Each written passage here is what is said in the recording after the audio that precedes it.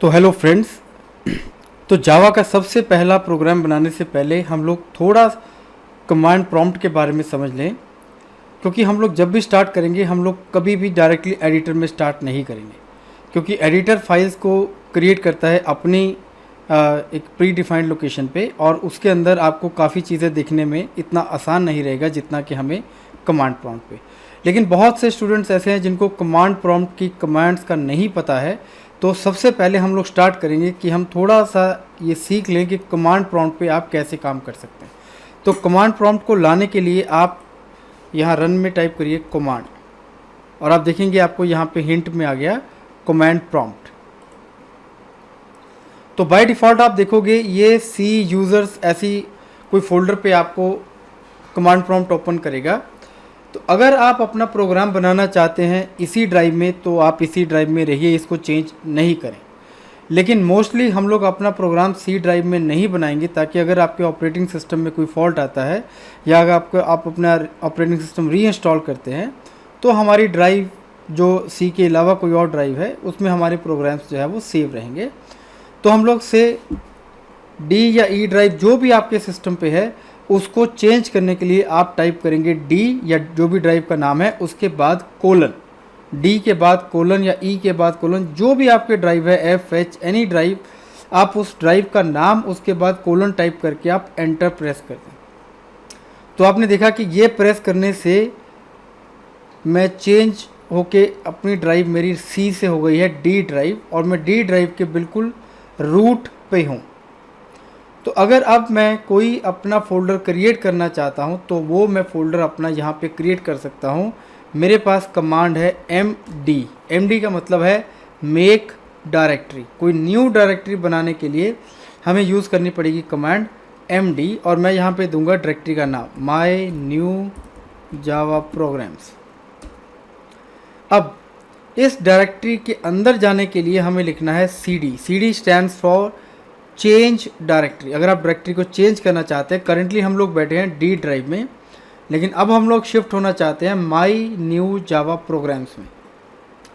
तो आप देखो आपको यहाँ कमांड प्रॉम्प्ट पे दिखेगा डी माई न्यू जावा प्रोग्स। तो जो भी आपको यहाँ पे फोल्डर स्ट्रक्चर दिख रहा है इसका मतलब करेंटली आप इस फोल्डर के अंदर हैं। तो आपको ये ध्यान रखना है कि जब भी आप कमांड प्रॉम्प्ट ऑपरेट करें तो आप किस फोल्डर में हैं ये आपको ये पाथ आपको दिखाएगा। तो करेंटली हम लोग हैं माई न्यू जावा प्रोग्स में, और कोई भी अब न्यू फाइल अगर हमें क्रिएट करनी है तो वो हम यहाँ पे क्रिएट कर सकते हैं।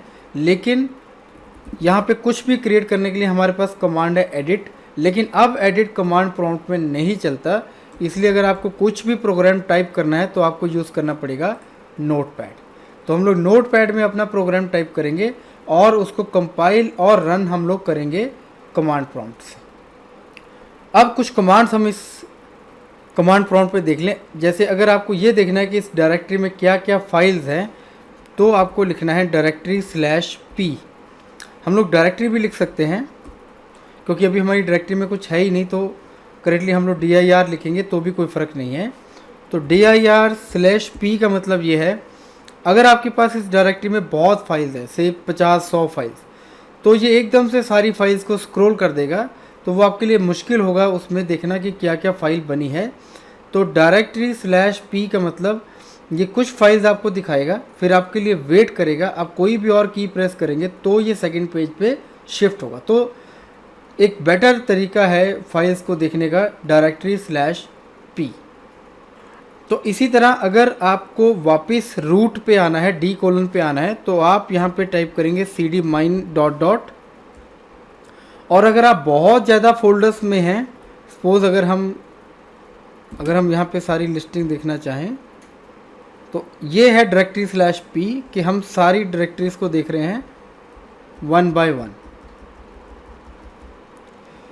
और स्क्रीन को क्लियर करने के लिए आप लिखेंगे CLS क्लियर स्क्रीन। तो जो कुछ भी इसके ऊपर होगा वो सब क्लियर हो जाएगा। और सपोज़ हम अपने JDK फोल्डर में जाना चाहें तो हम लोग टाइप करेंगे JDK 11, और मान लो हमने कहा CD bin JDK में इसके अंदर है JDK -11.0.1 और इसके अंदर हमारा फोल्डर है बिन।